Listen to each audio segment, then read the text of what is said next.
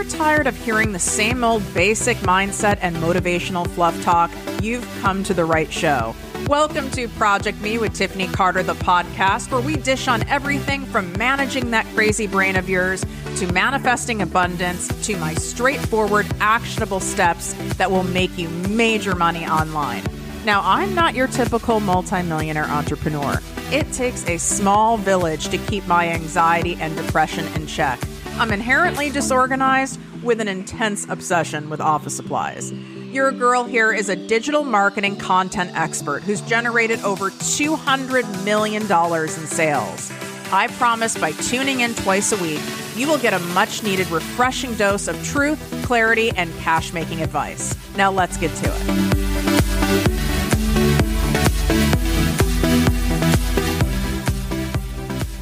Welcome to Project Me with Tiffany Carter, the podcast and posse. I'm your host, Tiffany, and we are going to get down in the deepness today of the pain, the hurt, stuff that you're storing even from, it could even be from decades ago. It could be as recently as yesterday.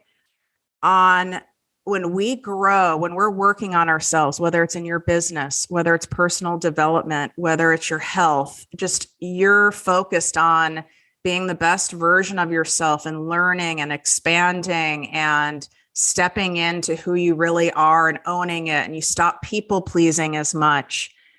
I'm already going to cry. It's amazing what happens because people drop off. And sometimes they drop off because the universe knows you can't cut it off. You're not I don't want to say strong enough, but you don't have it in you right now to cut it off, and it cuts it off for you, which is so painful. Or you're put in a position where you have to do it, and it sucks. It sucks. It doesn't matter if it's a partner, if it's a friend, a family member, a boss, a client. It could be even a job. It doesn't even have to be like a human being. It could even be where you live, where it is, you've been kind of putting up with it and you're not really happy and it's draining you, yet you keep staying there. And at some point, either the universe is going to make you so uncomfortable where you have to make that change, or it's going to get ripped away from you. And either which way, it's hard. But I want to be able to have an open conversation about it. So one, you're not alone. And two, how you can navigate it. I have brought on my dear friend, my healing sister, Anna Maria. She is one of the only people I refer you guys to when it comes to healing trauma. She's deeper than a life coach, right? She's not your standard template life coach. She's a healing strategist. She's an intuitive, an empath. She's gone through all the shit and worked through it. So this is someone who really knows how to ask the right questions and hold space like none other. And this has been a long overdue conversation to have you on. I'm so happy you're here. Thank you for having me, Tiffany. It's always magic when we get together and we talk. Thank you so much for wanting to deep dive with me a little bit on these very tender subjects you just mentioned. Very, very tender and very close to our heart. What a great term. It is tender, and they can be old. They could be old wounds that have not been dealt with too. I want to start out by you sharing recently. So you were in Toronto, and at some point that was no longer serving you, and you were like, fuck this. And you did That's something right. about it. Tell us, when was your fuck this moment? What did this look like? Because there's a lot of people in this space in different areas of their lives, whether it's where they live, what they're doing for work, their partner. What led you up to going, oh, hell no, I'm over this? Well, it took a while. It took a while to get me there. And then it took a while in order for me to muster up the courage to make a life-altering decision. It's just like any other relationship. It was the relationship with my home. So it's where you want to feel at ease, you want to feel at peace, you want to feel safe, you want to feel all the things that kind of like feed and nurture you, and kind of like your roots can feel like they're getting all the nutrients that it needs. And then when you start noticing that you're no longer feeling that, then you're running in a deficiency over time.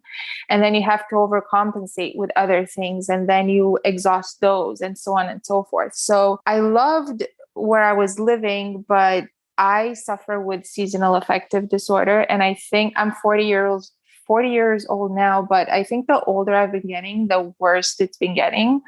So it got to a point where every February I'd be brainstorming a place to live that's warm. So I researched Costa Rica, Texas, Europe, in south of France or south of Spain, all of that stuff. And every February I would do that, and then I wouldn't go through with it. And then it just got to the point where I think it was also the combination of the pandemic and being faced with what time is of the essence. You got to do what you love when it's calling out for you. So I finally bit the bullet and I'm a single mom, and I had never been to Southwest Florida. So somebody recommended Naples, Florida to me, and I just showed up with my little moving truck and my little car attached to the back of it, and sight unseen in an apartment I only did a FaceTime walk through tour of,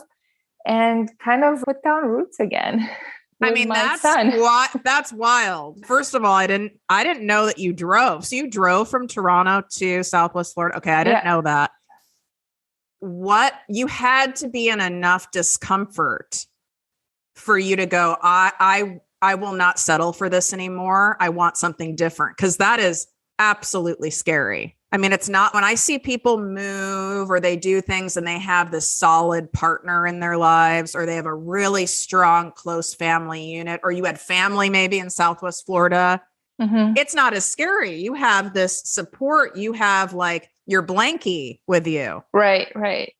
You went. No, I just went for it. I went for it. And then maybe it took all the years of inner work, but I had to trust myself. And I think reaching that point where you trust yourself is really transformative, because it took inner work in order to trust myself, because I didn't trust the environment. And then that's like a ripple effect when it comes to your own self-worth, self-trust, self-respect. So I really learned to trust myself over the years. And I knew that this will be a decision that will help myself and my son grow. And ever since we've been here, it's been fantastic. I can't even, sometimes I have to pinch myself. Is this life? Is this real life? Am I dreaming?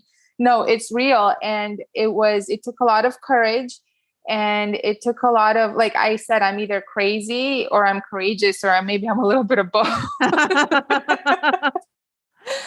But and I had faith in myself, and that I was making the right decision. And it just things. And another thing is, the way it kind of like serendipity worked out and it manifested itself, it wasn't really out of the blue. Like when I would work between sessions, I would have a beachscape on my TV running all the time. My screensaver on my phone had a beach. Anything that I could decorate with had like beach tones. And I've always surrounded myself with that. And more to the date that the moving came, actually a year before, without even knowing that I was going to move or where I was going to move, I knew that I needed to get out of there. So I started selling my stuff. I started decluttering. So I said, I'm removing the energy, allowing for what the universe wants to bring me. And my intent is to live in a beach town that I'm just somehow going to connect with and love. And then I started doing all those things proactively, and then it just aligned, and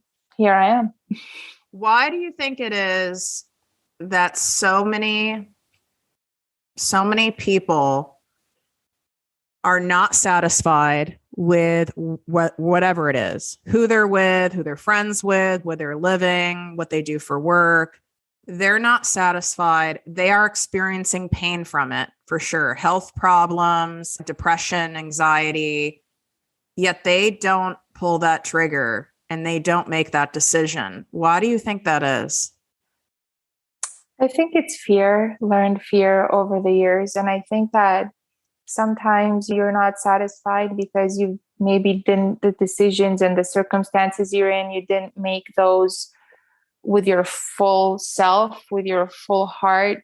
You're holding back for whatever reasons. Also, you may have made those decisions with your full heart, but over time you've grown apart. There was a time when I loved living in Toronto, Canada. Like I lived in New York City as well, and I didn't like it. And then I came back to Toronto. So sometimes we just grow and we need to move on. And I think there's also an aspect of grief attached to it. There's grief attached to the growing apart from anything, a place, person, or thing.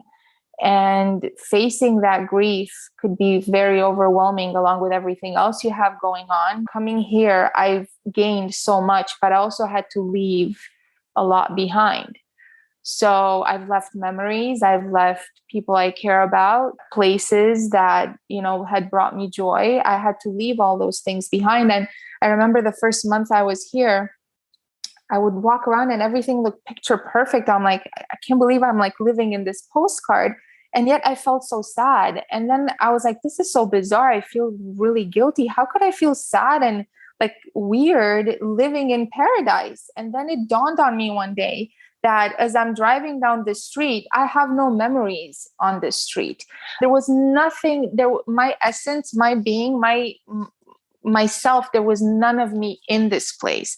So I said, wow, this is really bizarre, showing up in a place that's beautiful, but feeling out of touch with it because you don't have any memories there.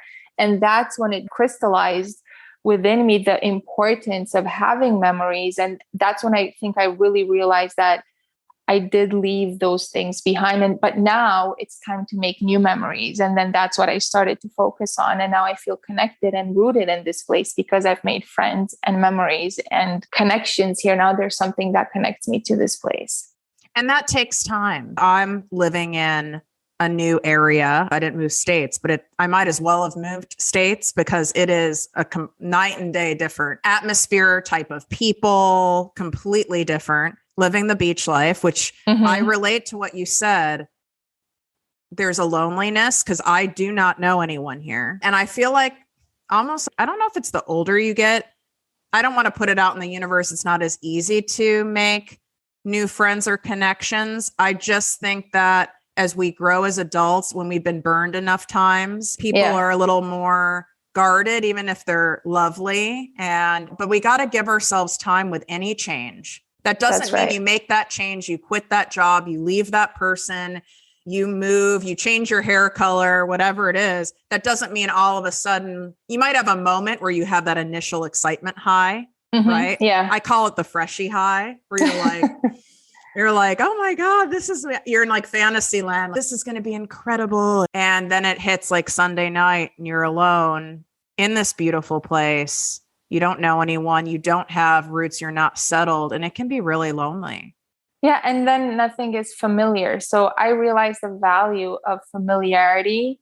And I've been talking about the power of connection for years now and how benevolent connection is healing. And in my opinion, it's the antidote to trauma. But yeah, it really has settled in real well that having this connection to the place you're in, the people you're around, when it's not there, something is seriously lacking. Like you could have everything else and not have that. And then things don't feel full. I agree. That's like when they say money doesn't buy happiness. It's true. You can have money, success, you could have even your health. And if you don't feel connected and heard and supported, I've been there. I'm an introvert. It's hard to make. Yeah, I know, girl. It's hard. Like, as an introvert, where do you even begin? But there's that saying, life begins at the end of your comfort zone. And I did experience that. And I did put myself out there. And it was scary to meet new people and understand their new ways. And it's a process in discovering others. I find you're also discovering yourself through that process. And it's been great so far. It really has. I've made a few great acquaintances, and dare even say a few great friends along the way so far. I mean, that's incredible in that time period. That's beautiful. You mentioned that in order for you to have this next level life, you had to let go of some people, places, and things. Yes. Tell us more about that, because that can be really hard, because you're basically letting go of the comfort and familiar for a complete unknown, total risk, zero guarantee. It's really scary. It is scary. And you see the vast out there and you want to get to know the vastness of that. But at the same time, it's like the comfort of having something underneath your feet. And then how do you take that leap? It's like a leap of faith and into this unknown. And it takes the realization that you're going to have to let go in order to leap and to have these quantum leaps of growth and experiencing life. It requires letting go of certain things so that you can grow forward. There are signs that come up in your life that kind of remind you that you're okay to start that process, and it's time to let go and it's time to move on. And you may not you don't need to leave. I'll always go back and visit, or if it's certain people or relationships that I've also ended over the years, I will always have those good memories with them as well. So I will keep those. It's not like you surgically remove those things from you. They are part of who you are today. But it's time to move on, because even like with people and attachments, I think that ending attachments is really hard. And it's also a necessary part of the healing journey, because a lot of the attachments, you've made them when you were at a certain level on your path, maybe before you even were aware of starting to heal. So you've bonded with certain people and certain places, certain behaviors that now no longer serve you the further you've advanced on your journey. And you may even realize that some people or things you've bonded with, it was more like wounding together, a way of like trauma bonding even. Now that you're working through those inner pieces and inner parts of you, you can no longer resonate and harmonize with that place, that person like you did before. And if you don't grow together, then eventually you end up growing apart. What are some of the signs in the work you do with clients and within yourself, whether it's in your body, your brain, wherever, that you're being nudged, the universe is giving you clear signs, hey, it's time to let go of this person, place, or thing? What are some kind of classic signs? I don't know. For me, I'm very felt sensed. So I guess this one is one you could apply to everyone. For me, I no longer feel like I'm at home. And it doesn't necessarily mean in terms of the place, but like with the person that I'm with, it just no longer feels like home. It doesn't feel like we're in that place together. And then from there, it's like a gut instinct. And then from there, you could see that you have more arguments, more disagreements. You're no longer seeing eye to eye on things. You may suddenly feel guilt or shame about things that you may have not felt any of that before. You may feel judged, or you may end up judging them.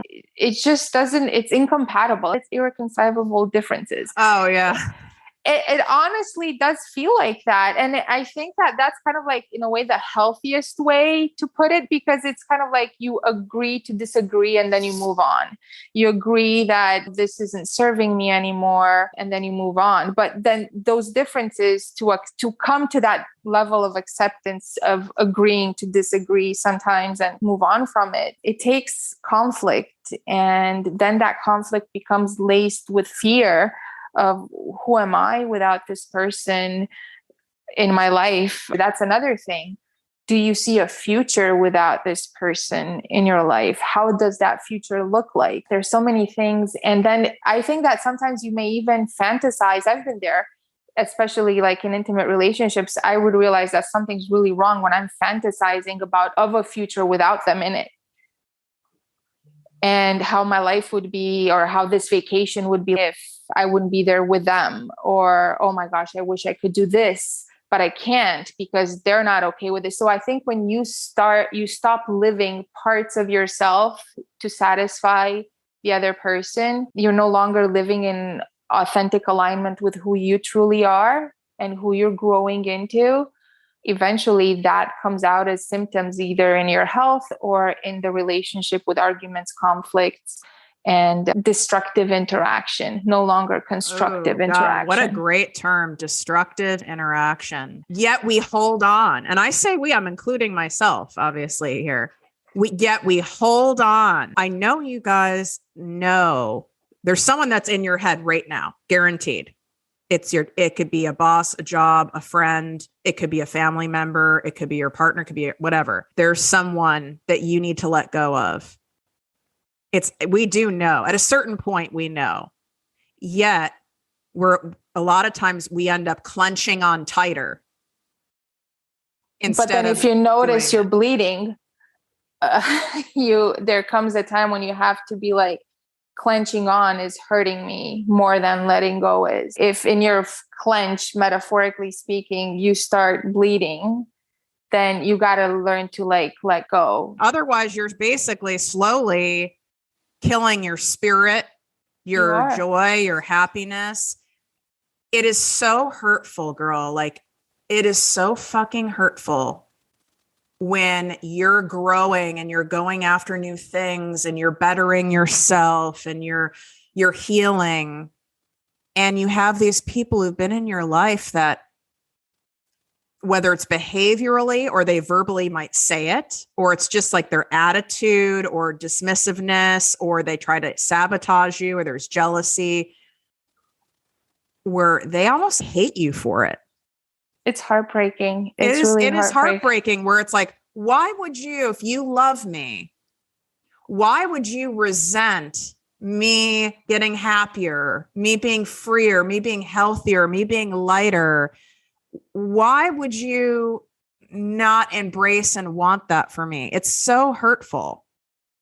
It's heartbreaking. And you know what? It really, how I just said, when you said I'm still clenching onto it, I felt that's how I was clenching onto my marriage before we split up. And it really does take self-awareness to realize I'm bleeding by clenching onto it longer and longer. If you are dissociating and trying to work it out of your mind, or be busy with so many other things, you don't have that self-awareness. So to have that self-awareness, and then to have a sense of self-worth and self-respect in order for you to say, you know what, I need to let go for my own health and for my own sanity. And even though this is heartbreaking, this is what's best for me going forward, because things can't go on the way they have been.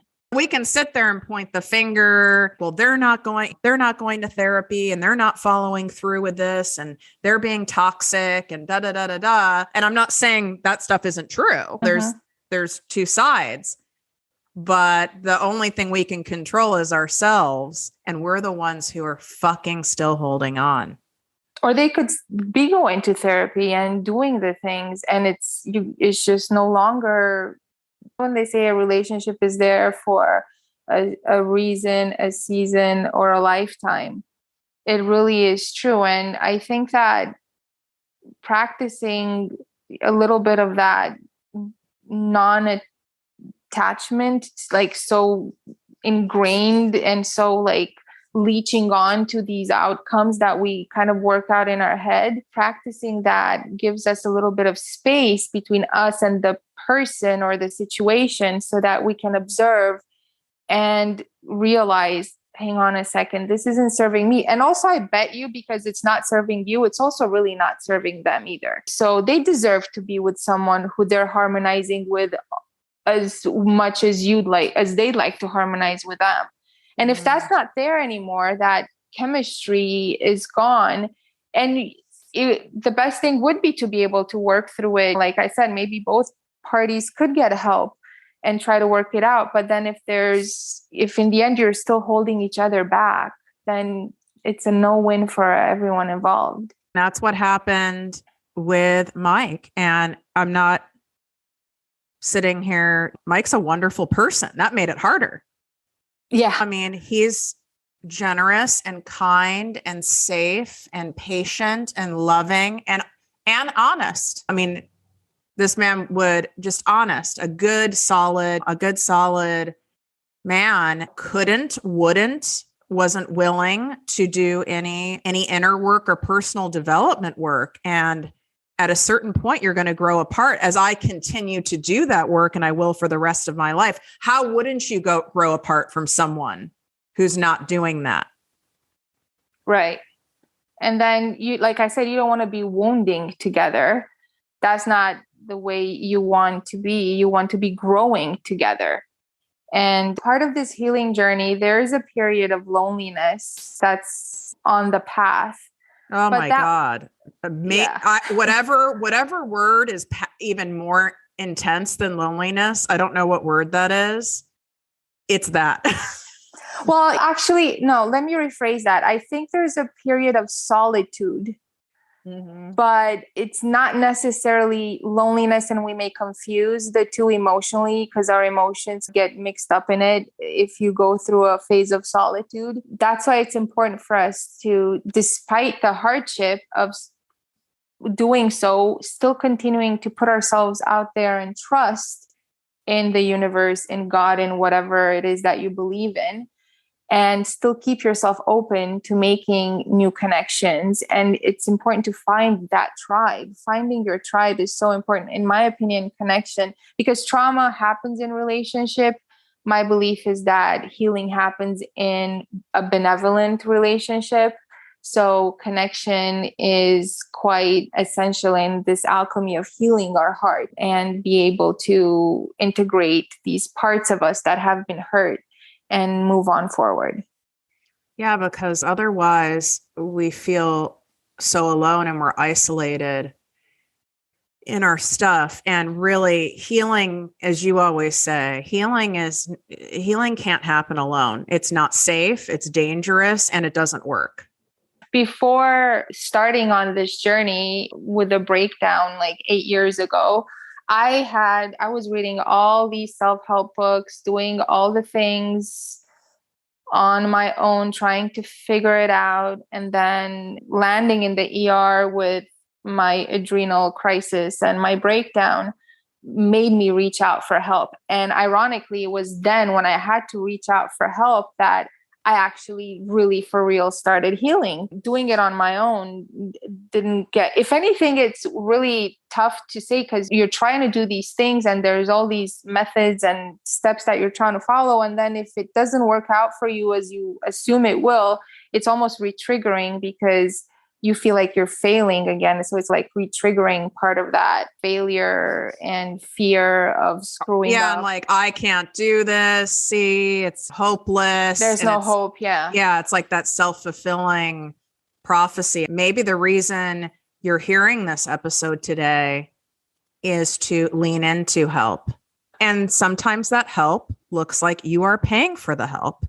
Sometimes the help is reaching out to a trusted friend or advisor, right? Asking people who can truly be there and support you. And it can be messy because when we're in a highly charged emotional state, it is very common to go to the hardware store looking for milk. You're going to the butcher looking for a fruit salad. That's so funny. Right? It's not there, but you're going, and it's subconscious.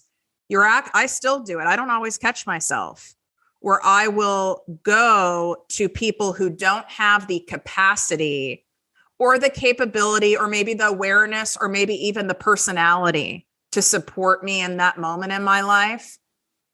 Yet I have gone back to that well-worn route, and it's almost like a shame hit. It's like almost subconscious self-fulfilling prophecy of, see, you're all alone, Tiffany. So I have to pause before I reach out and really go, okay, who do I feel can really support me right now? Who feels safe? Right. It's just like going off of picking up a phone or sending a text, just taking a moment. Because sometimes that can really recreate abandonment. It can recreate trauma. Oh, we it's go reach for triggering. these people who just can't do it. That doesn't mean, some of them are assholes, but it doesn't mean that they're all assholes. It's just some people haven't done the work. They're not capable. They're shut down themselves, so they can't possibly support you on a deep level.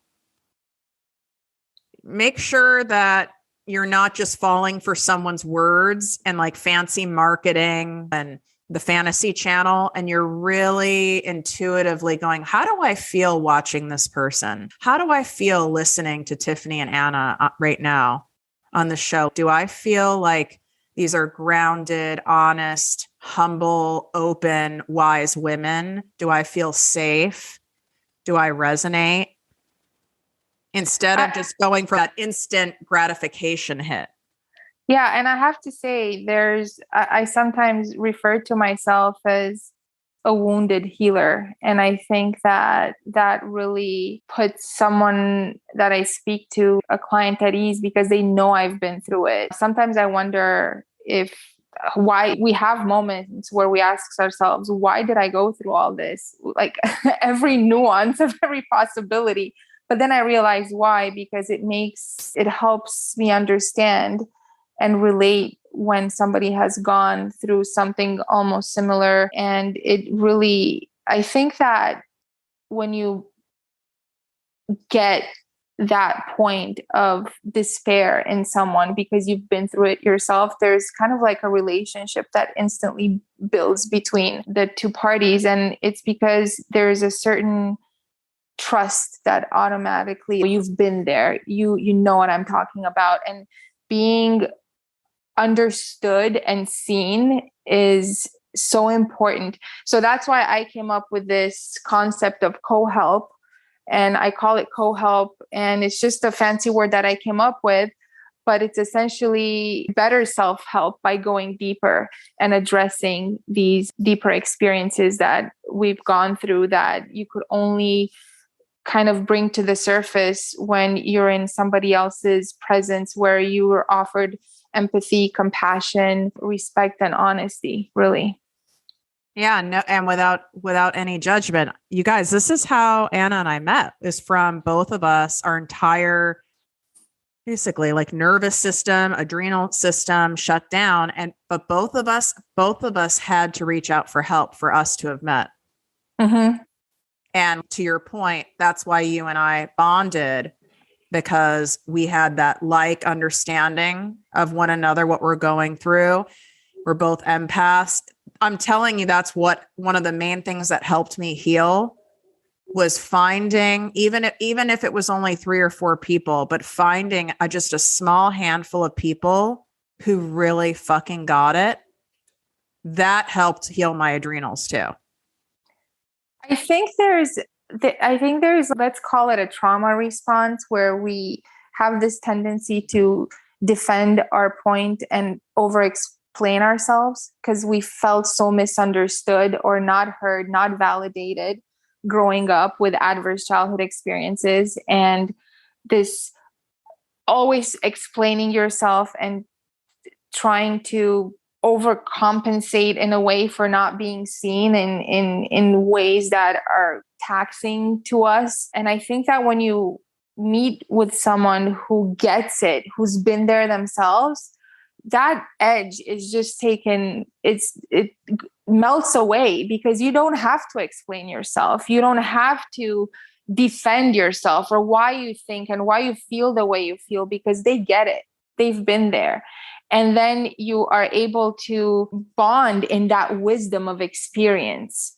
together. And it's honestly, I don't know any pill form that could substitute that. I mean, if there was, it would be the number one selling pill on the market. It really is benevolent human connection is what it is. What does trauma bonding look like when it comes to maybe even like a friendship? How I see trauma bonding is, and I'll give myself as an example, full transparency. I always felt like I'm not good enough for my dad. I openly say this, that I have daddy issues. So he would compare me to other fellow students' successes, or he had these super high expectations of me at a certain age when it really felt impossible to attain it. So I never felt good enough, and I never felt like he was proud of me. So lo and behold, surprise, surprise, I entered later on in my adult life relationships where I constantly had to prove myself. I constantly had to show that I'm good enough, which made me a high functioning anxiety person. Really, I always had to show and basically jump through hoops of fire and twist into a pretzel to prove my worth. And that came in relationships, in intimate relationships, and in friendships too. And I did have a handful of friends that resembled my father's personality traits. And they felt really easy because they felt familiar. So I knew what to do. Yeah, it's so true. Because I have daddy wounds too. My main heavy wound is my mom, who is a narcissist. And I've attracted in a lot of narcissists and toxic people into my life. One sociopath. So that was fun. And in friendships as well. And I love how you explained it. We're like a moth to the light with these people because it's so familiar. And it's even familiar in ourselves. It's almost, if you feel that gravitated to someone, that doesn't mean it's always a red flag, but maybe you should kind of explore it a little further. Yeah, because the only thing that my intimate partner, my boss, and some of those friends had in common was me. I was the common denominator between them. So there's something in me that found that familiar enough for me to stay. And I say it's trauma bonding because it was basically these unaddressed issues from that I wasn't aware of at that point yet in my childhood. And as I was developing and growing up through adverse childhood experiences, it's almost like I wanted to right those wrongs. I gravitated towards the opportunities of having the same similar situation and me to prove to myself that no, they will love me. They will see my worth. They will appreciate me. They will be boastful about my successes. Meanwhile, I had entered another black hole where it was never enough. How do we break free? Well, wait, before I get into this, if you guys are really sinking in and loving this, take a screenshot right now. So if you have to pause the episode, it's fine. Take a screenshot, share this episode on your Instagram and or Facebook stories, tag myself, ProjectME with Tiffany, tag Anna Maria at Anna, ANA, MARIA, life coach. This is so you can let us know you appreciated this conversation. And if you really feel like there's probably someone in your audience that really needs to hear this, is probably a stranger to you. So it's kind of a way of paying it forward. So if you're getting a lot out of this, chances are there's other people in your audience that are attracted to you that need to hear this conversation as well. So how do we untangle? And I know this is not a simple answer, but it's like, how do you fix a trauma bond? It's like, okay, this is like your episode. How do we, I would say this. What would you say would be a first or second step to untangling or even recognizing if you're in a trauma bond situation in your life?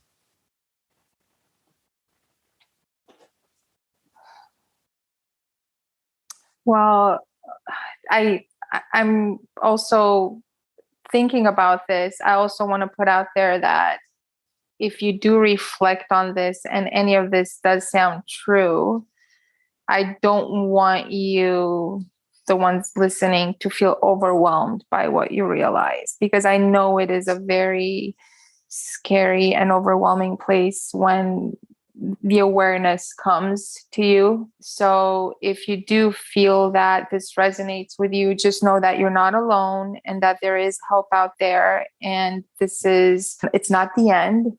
It's only the beginning of great things to come. And I want to put that out there because of the emotions that then come after you realize that you are in a trauma bond that's not necessarily catering to your health, mental wise or physical wise. Yeah, because it's, oh my God, now I need to get a divorce. Now I need to end this. We don't need to do anything that rash or that quick. This is an evolving process. So I think that when we go through like our childhood, through our upbringing, and then we become adults, there's parts of us that didn't get the attention that it needed, the love that it needed, the compassion that it needed. And those are kind of like inner child versions of us. And it may not just be one, and there may be like a 3-year-old you, there may be a 10-year-old you, there may be a teenager part of you that's still there. And I think that it's those parts that are involved in these trauma bonding with others, with their inner children as well. And I think that it's when those parts of us are aching and they're still kind of like they're still being triggered, that's when you know you're not in a healthy bond. When if there was physical abuse and now there is physical abuse in your relationship, well, that is a clear trauma bond. If there was emotional abuse and now there is emotional abuse in the relationship, that's a trauma bond. If there was financial abuse by your parent and now you're in a relationship with a partner or even a business partner, that there's financial abuse, that's a trauma bond. When there's these commonalities between the heartbreaking moments of your past that are still in your present, and you're kind of feeling trapped and blocked, and you want to move away from them and you can't stand it, and it's the root of your frustration and anger and sadness, it's worth asking yourself, are you sick and tired of being sick and tired? And what is it going to take for you to realize that you're worth more than this? I mean, it took me, you guys, probably a solid 2 years, maybe 2.5, to end things with Mike. I mean, this is why I'm saying this isn't like immediate. I'm not saying it has to take you that long. It took me that long. I was terrified. I was taught that I'm the bad girl. I'm a bad girl. So I'm not someone who sits and like points the finger at everyone else, because I wasn't in a dangerous, life-threatening, situation. There was no physical abuse, but it was I was slowly losing myself over time. Slowly losing yourself. That's a great way of putting it. To where I didn't recognize myself anymore. And I had to save myself. And it, believe me, terrifying, hard, lonely, but also empowering, exhilarating. There's the other side of it too. I kept recreating, without intention, recreating the daddy wound. I mean, over and over and over until I got, like you said, sick and tired of being sick and tired. And you guys might not be there yet. It took me time in that particular situation. And also I want to put out there that it doesn't also necessarily mean that things can end. Sometimes you can have a conversation with your friend or the partner or whoever, and it takes two. It's a two-way street. So if they're willing and able to go through this exploration process of healing with you, so you could grow together. It's not necessary that you always grow apart, but I do have to say that it does take two, and it's a two-way street, and both parties have to be committed to it. It doesn't always mean that it's the end of something. It's the end of something dysfunctional, and it's the beginning of something that's constructive and not destructive. And if both parties are on board, then that's wonderful. And we can't make someone else be on board. No, believe me, I have twisted myself into a knot and you almost want to shake someone. Yeah. Like, God, we have such a good thing here. There's so much possibility and there's so many great things. Just wake up, do this with me. Like, I'm willing to own my part and work through my stuff. All you've got to do is own your part, take accountability, and like work on your stuff. And that's also painful when someone either isn't willing or for whatever reason, they're not capable. It sucks. I also think it's important for us to realize that reality in the present moment is the only thing that's true. That's the truth. And for us to not be in a situation, in an interactionship, in a relationship with someone based on their potential that we see. You could be in a 10-year relationship with someone based on the potential that they've never even aspired to try to reach themselves. But you're with them based on that potential that doesn't even exist. Maybe they have all of the qualities that they could become that, but they need to want that for themselves. So they need to be committed to themselves with the same grit. And then you got to ask yourself, why am I so committed to this person or this situation with all this grit and drive and desire? I'm more committed to them. And in doing so, I'm forgetting to be committed to myself. You just said it so well. I'll answer it for myself, just so maybe because it can help you guys self-identify. I didn't realize this while I was in it either, by the way, but it was like me shaking my dad. I'm an only child. My dad, this is why I get along really well with Eastern Europeans, because my dad was a man of few words.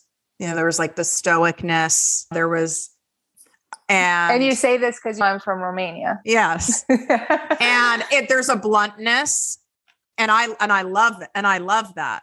It's interesting. And my dad was loving, was affectionate, barely spoke, never asked me any questions about myself. Maybe asked, what do you want for dinner? Do you want an ice cream? But never was like, so who's your favorite teacher at school? What's your favorite class? Like, none of it. And Mike is identical to my dad in that way. Wow. Like weirdly identical. And his demeanor was loving and gentle and like very Southern, very gentlemanly. Wouldn't say a fucking word. Imagine you're a little kid with getting no stimulation. Yeah. And I'm an only child. There wasn't like a brother or sister there. And I remember going, this is so weird, because my mom, the narcissist, she never shut up. So I was like, this is so weird. So what does a child do? It must be me. It's got to be my fault. I'm not entertaining or engaging enough. So then I would overcompensate. I would do the interactions, which was exhausting. Right. And then you're taking the lead in a dynamic that you were not supposed to take the lead in. And you kind of you never had the opportunity the felt experience where you trust your dad's lead and let him carry you and take you. So you're probably the hands-on in a partnership because you had to learn that early on. You're the one driving that boat. And then I get resentful because it's exhausting, because no one should be driving the boat the whole time. That's not fair on either party. It's an opportunity for healing. I mean, it was an opportunity for healing with you and Mike to notice this, and for him to be more involved, and it was up to him whether he decided to take that opportunity. You can't force anyone to change. You can't force anyone to go at your speed. We're each on our own path at our own speeds, and it's very graceful when you do meet people that you can harmonize with on this journey together. And sometimes, you guys, we have to let people go for them to come back around, for them to wake up. But you can't break off a friendship or a lover or whatever with the agenda, of, I'll show them and then they'll be hurt and then they'll come back around. You can't do it that way. You have to truly let go.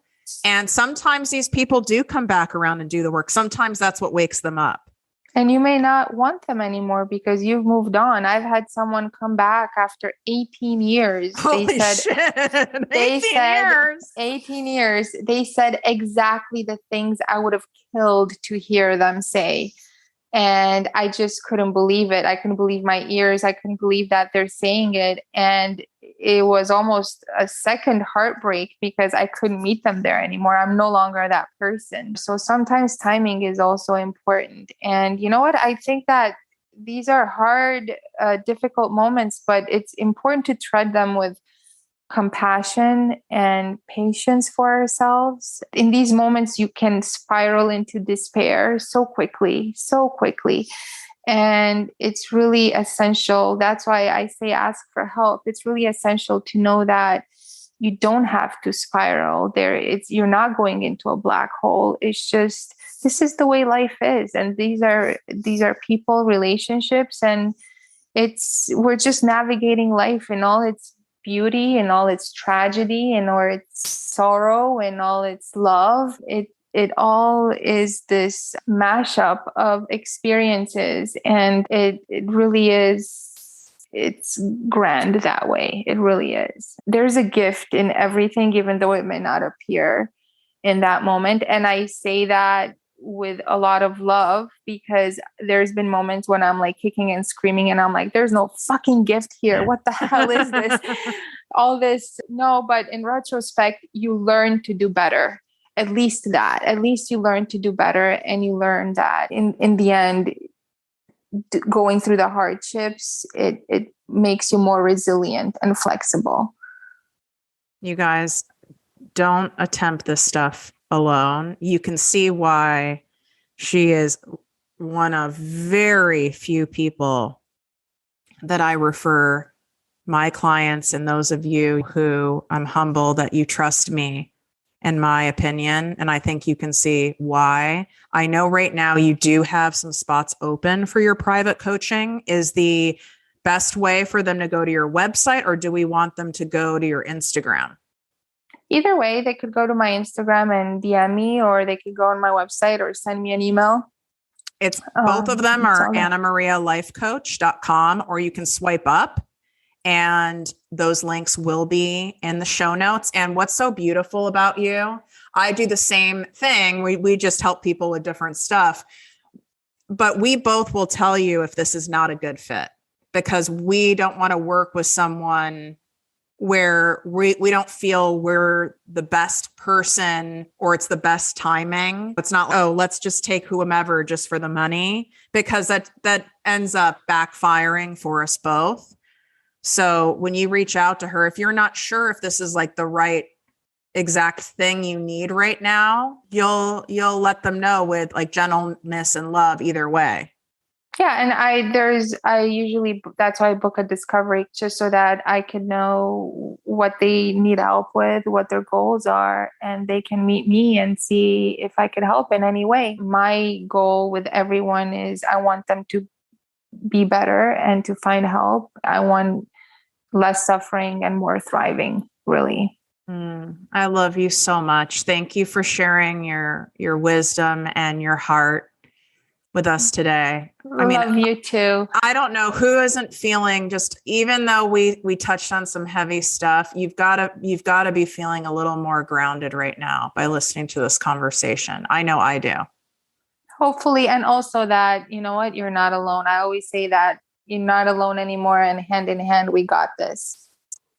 Love you.